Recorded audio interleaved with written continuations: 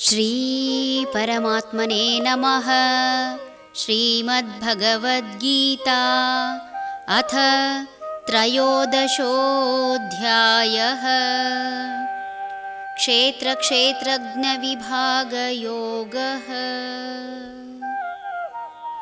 ಜ್ಯೋತಿಷಾಮಪಿ ತಜ್ಜ್ಯೋತಿಃ ತಮಸಃ ಪರಮುಚ್ಯತೆ. ಜ್ಞಾನಂ ಜ್ಞೇಯಂ ಜ್ಞಾನಗಮ್ಯಂ ಹೃದಿ ಸರ್ವಸ್ಯ ವಿಷ್ಠಿತಂ. ಜ್ಯೋತಿಗಳಾಗಿರುವ ಅದನ್ನು ಜ್ಞೇಯಂ, ಅಜ್ಞಾನವನ್ನು ಮೀರಿದುದು ಎನ್ನಲಾಗಿದೆ. ಅದು ಜ್ಞಾನ ಅರಿಯಬೇಕಾದುದು, ಜ್ಞಾನದಿಂದ ತಿಳಿಯಲ್ಪಟ್ಟದ್ದು, ಎಲ್ಲರ ಹೃದಯದಲ್ಲಿರುವುದು.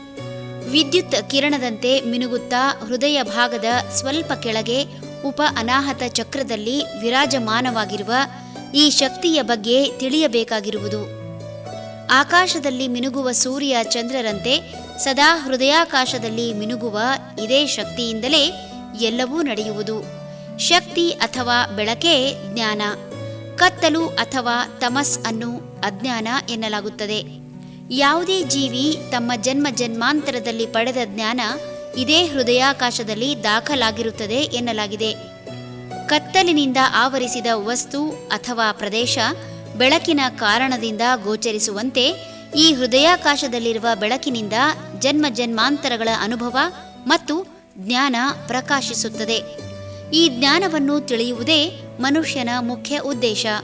ಇತರ ಎಲ್ಲ ಜ್ಞಾನವು ಲೌಕಿಕ ಬದುಕಿಗಾದರೆ, ಈ ಆಧ್ಯಾತ್ಮಿಕ ಜ್ಞಾನ ಲೋಕದ ಮೋಹವನ್ನು ಅಳಿಸಿ ಪಾರಮಾರ್ಥಿಕ ಜೀವನಕ್ಕೆ ಮಾರ್ಗ ಮಾಡಿಕೊಡುತ್ತದೆ. ಹರಿ ಓಂ ತತ್ಸತ್.